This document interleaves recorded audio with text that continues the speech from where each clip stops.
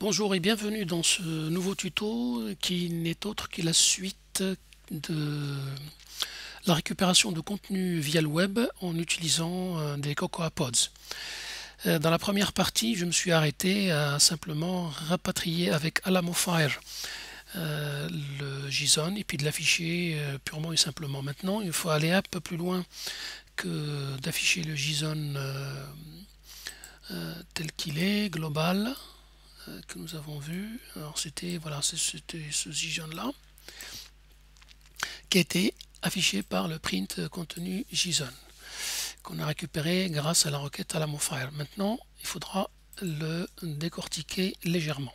Pour cela, je ne vais pas utiliser la méthode classique de Xcode iOS Swift.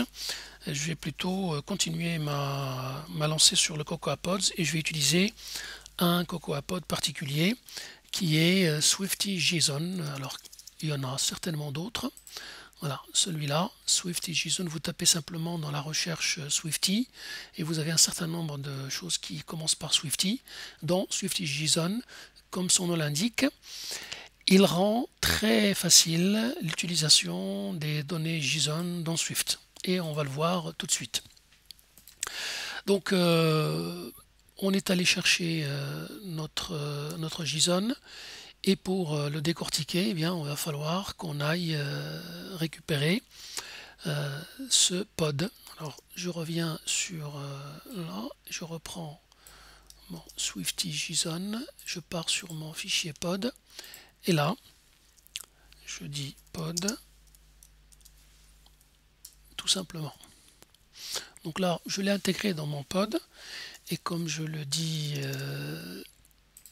dans la description qu'on va retrouver dans la description dans le fichier de description qu'on va retrouver dans la description de la vidéo. On a rajouté ça et il suffit de faire un pod install.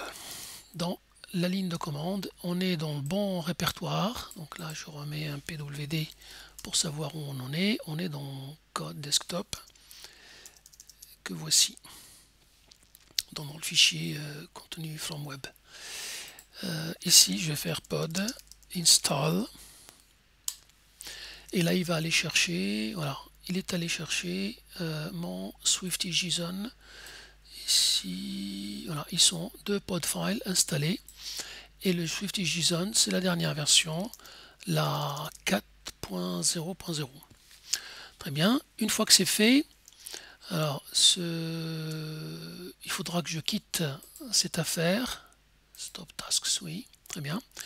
Et comme ça a été dit et redit, pour ouvrir, une fois après qu'on a fait un pod install, il faudra ouvrir le fichier XC Workspace. XC Workspace et non pas celui-là.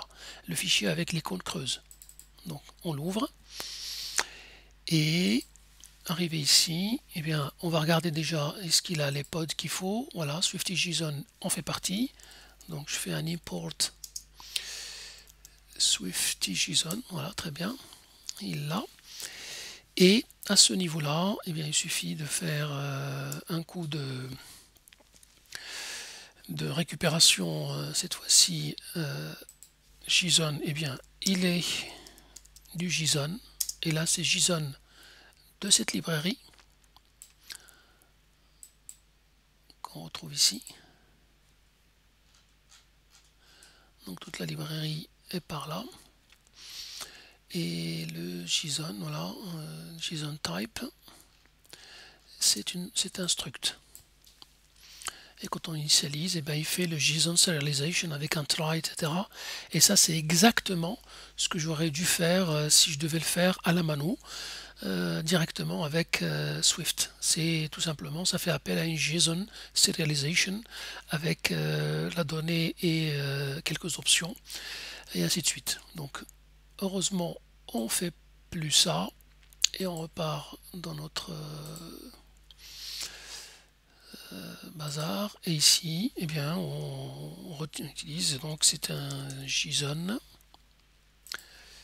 tout simplement, voilà, et le tour est joué. Et puis après on installe, enfin on fait un print de JSON. Bien entendu la structure de données des éléments SwiftJSON est un peu plus convenable que les simples dictionnaires tarabiscotés qu'on utiliserait avec la sérialisation JSON de base de Swift.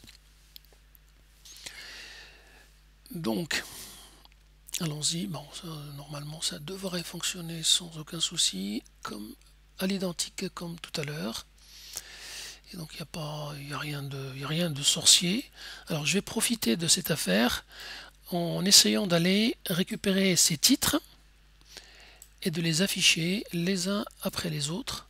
Et alors, non pas tout simplement dans la console, je vais faire du 2 en 1 dans une table view. Donc, ça sera l'occasion de vous parler des table view si vous ne connaissez pas cette affaire. Alors, allons-y. On est dans notre storyboard, on ferme ça, on va aller chercher notre table view. Alors il y a moyen de faire, si on soit faire d'un table view controller, et là il arrive avec tout ce qu'il faut, soit faire du table view à la main dans un contrôleur de vue existant. C'est ce qu'on va faire ici. Je colle tout ça bien comme il faut, ou bien je vais là-dedans et je vais faire Reset Suggestions. Voilà. Donc là, il a mis les contraintes convenables. Alors, ici, je dois placer pour le prototype d'une cellule, je dois le placer comme ça, ou bien je repars dans l'inspecteur et si je ne le fais pas de cette manière, je peux le faire aussi comme ça, avec un plus. Et là, j'ai le prototype de la cellule. Voici ma table. Pour pouvoir la manipuler, eh bien, je vais aller également récupérer. Alors, c'est pas très sympathique. Si, il n'y a que ça. Qu'est-ce qui s'est passé pour qu'il ne me voit pas?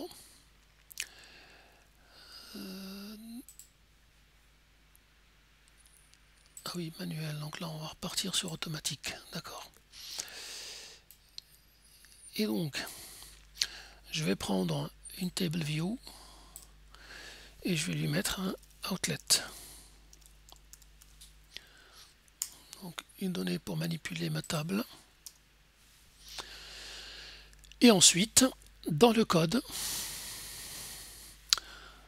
alors, je repars ici pour que ça soit bien.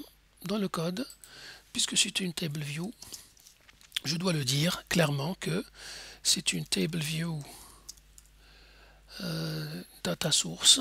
Donc ça c'est mon contrôleur respecte le protocole data source. Et puis table view, je l'ai vu tout à l'heure, delegate. Puisque je suis sur le delegate, ben c'est tout de suite, je vais dire que le délégué de ma table view, c'est le contrôleur de vue actuel. Donc table view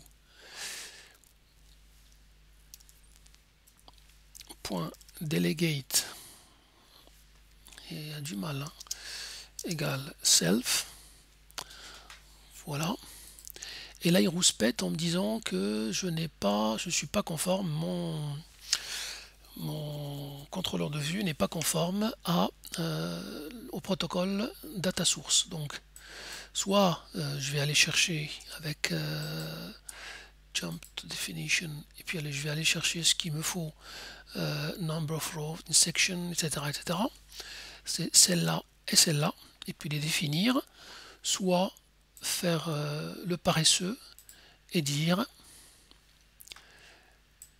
alors là il est vraiment, il a du mal. Bon, tant pis. Normalement, quand on clique là, il nous propose de fixer, c'est-à-dire de ramener les choses à partir de notre définition. Mais on va le faire à la mano. Je reprends tout ça, je reviens et je vais le dire ici. Tout ça ne m'intéresse pas. Ici, je dis que je définis quelque chose Et là, je dis que je définis quelque chose. Par défaut, alors d'abord une table view a un certain nombre de sections possibles. Dans chaque section, il y a un certain nombre de lignes. Ici, je peux dire, là c'est le nombre de lignes dans chaque section. Là, il n'y en a qu'une, par défaut, il n'y en a qu'une. Et donc je dis ici, return, bon, par exemple 3. Et ici, pour définir mes cellules dans chaque indice, eh bien, je le fais, donc je définis ma cellule qui est une table view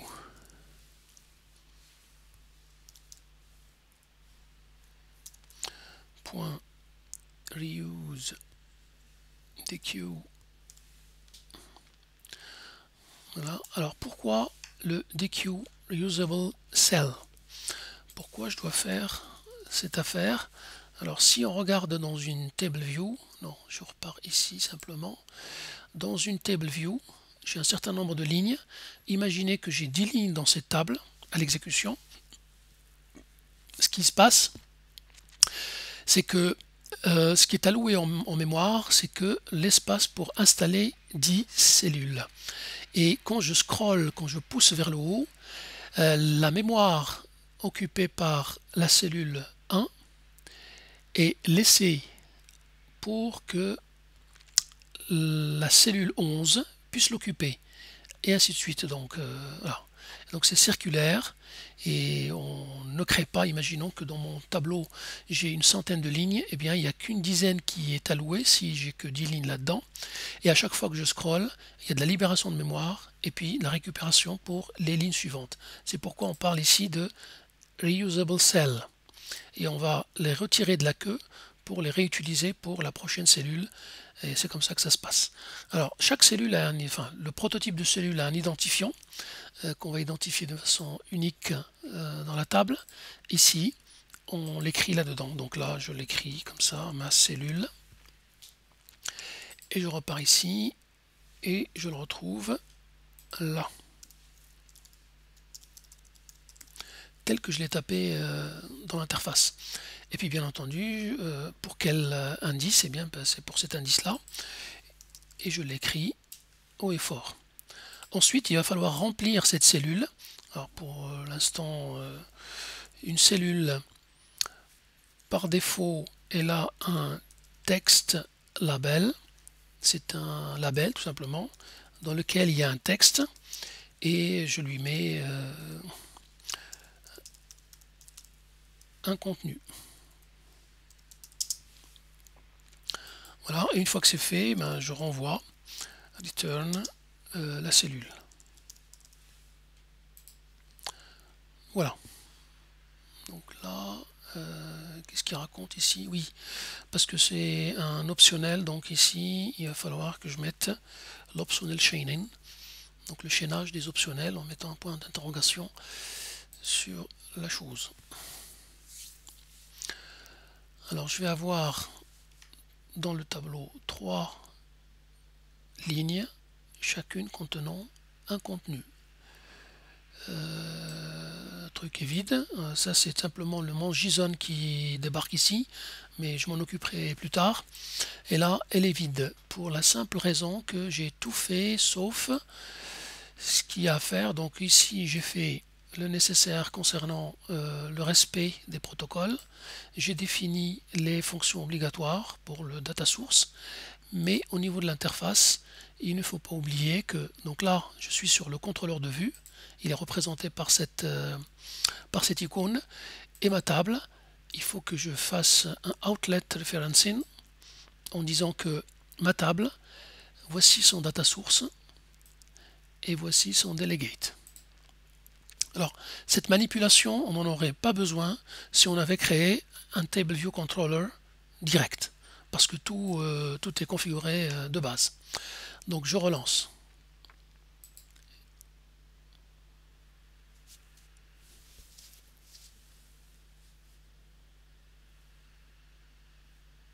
Et voilà, un contenu, 3 fois.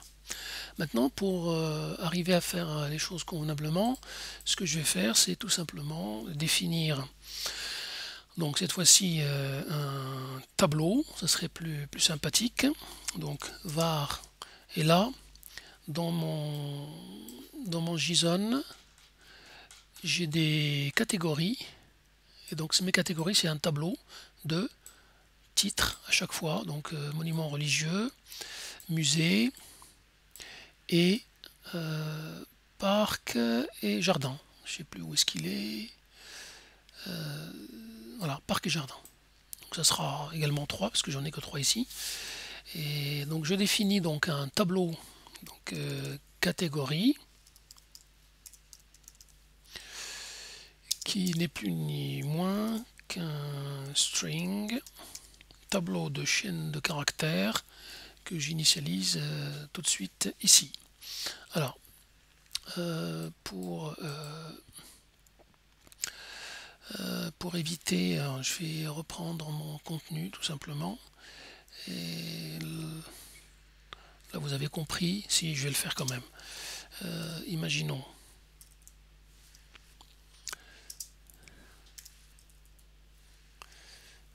Donc là, j'ai un premier contenu, élément 1.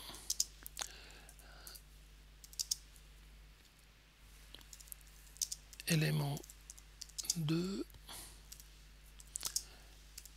Élément 3. Je rajoute un quatrième histoire d'être différent. Élément 4. Et donc ici, j'ai catégorie .count, donc le nombre de catégories que j'ai là-bas.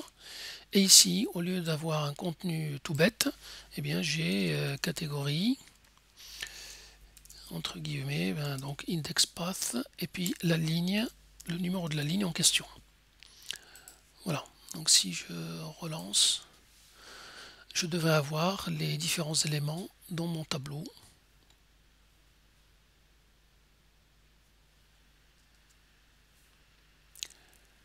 Alors voilà, donc je les ai là-dedans. Maintenant, au lieu d'avoir ces différents éléments, j'aimerais bien avoir les catégories de chaque truc. Alors pour le faire, je reviens ici. Donc là j'ai mon contenu. Alors je déclare une variable, une propriété donc de la classe. Je l'appelle tout simplement data. Elle est de type JSON.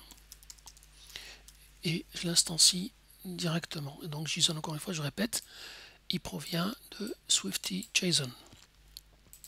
Ici, je déclare que data, c'est le contenu JSON que je viens de récupérer. Et ensuite, alors ce qu'il faudra faire, c'est d'affecter à ce tableau les différentes catégories que j'ai là-dedans. Donc je vais dire que catégorie, qu'est-ce qu'il raconte là? Ah oui, parce que je suis dans une clôture, donc il faut faire self pour qu'ils comprennent. Ensuite, je dois aller faire pareil, donc self.catégorie. Je récupère donc les titres, donc je l'appelle comme ça, hein, les titres qui sont dans mon self data, les titres de catégorie. Et une fois que c'est fait, tout simplement, j'ai publié mes titres de catégorie dans la table catégorie. Là, je m'en occupe plus, je vais plus faire d'affichage de ce machin-là. Et ici, une fois que la table est remplie, eh bien, je vais aller faire Table View, et puis là, je vais faire un rechargement de la donnée. Et encore une fois, j'ai Table View, il faut lui faire du self, comme ça. Je vais définir le titre. Donc cette fonction, elle me permet donc private func, et là les titres. Elle récupère donc un data de type JSON. et elle me ramène donc un tableau de string, c'est-à-dire les fameux titres. Tableau de string. Et là, il suffit de parcourir mon tableau, enfin mes catégories de mon fichier JSON, de ma donnée JSON. Pour cela, je vais prendre donc un titre. C'est un tableau vide de chaîne de caractères. Et je dois parcourir mon data catégorie. Rappelez-vous, data catégorie, je le parcours parce que c'est un tableau. Catégorie, j'y accède par data.catégorie et c'est un tableau, donc je dois le parcourir. Alors, le parcourir se fait tout simplement avec la boucle for, donc élément, in, et puis la data qui est tout là-haut, data de catégorie. Donc là, j'accède à la clé catégorie de l'objet JSON data. Attention, il faut que ça fasse un array value. Donc là, il faut que je le transfère en tant que tableau de valeur. Et là-dedans, qu'est-ce que je fais? Tout simplement, j'ajoute à chaque fois dans ce tableau, j'ajoute l'élément en question. Et l'élément, c'est élément. Alors, voyons voir à l'intérieur. Donc, dans chaque élément de ce tableau catégorie, j'ai encore un objet JSON qui s'arrête là, dans lequel j'ai un certain nombre. Donc j'ai titre, j'ai monument, j'ai image, j'ai tout simplement image. Si j'ai tout, j'ai bien plus que ça. Tout ça, c'est l'élément qui va jusque là. Et après, je repars, titre, etc. etc. Donc, tout ça pour dire que j'accède encore une fois, donc élément est un objet JSON, et donc j'accède à cet élément en disant que c'est une string value. Donc c'est une chaîne de caractères, une valeur chaîne de caractères. Voilà, j'ai parcouru mon tableau qui est dans la clé catégorie de mon objet JSON data, et chacun des éléments, donc chacun de ces éléments est aussi un objet JSON, et j'accède à l'élément titre qui est une chaîne de caractères. Voilà. Alors les titres, il ne connaît pas, mais là il va connaître. Oui, encore une fois, c'est du self. Est-ce que j'étais clair? Oui, donc là il n'y a rien de spécial. Catégorie récupère de ce truc-là. Et puis bien sûr, avant de faire quoi que ce soit, donc je dois renvoyer mon tableau titre pour qu'il soit affecté à catégorie ici. C'est bon, donc là je relance.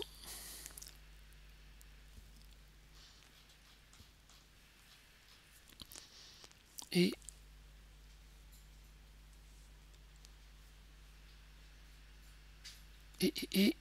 voilà. Alors bien entendu, ici je n'ai plus besoin d'affecter tout ça à ma catégorie, parce que ça ne sert à rien. Il faut partir d'un tableau JSON vide. Voilà, donc dans ce tutoriel, on a vu encore une fois l'utilisation de Alamofire pour faire une requête sur le web. Ici, j'ai fait du get, mais ça peut être autre chose. J'ai récupéré, en cas de succès, un contenu. Ce contenu que j'ai transcrit en un JSON grâce à SwiftJSON qui me permet de faire un certain nombre de choses. Et puis si on regarde dans la documentation, il doit y avoir une documentation par ici. Contributor, voilà, et on même pas besoin, là on a tout. Donc au lieu de faire ça, eh bien on travaille simplement avec cette manière de faire. Donc c'est beaucoup plus simple pour pouvoir travailler avec les fichiers JSON, et vous avez un certain nombre ici d'exemples pour parcourir un élément si on a un couple à chaque fois, clé, et puis une valeur qui est encore un autre JSON, etc. Et d'autres exemples qui vous diront tout bien comme il faut. Bon courage et puis à très bientôt pour un nouveau tutoriel. Merci pour votre écoute. Au revoir.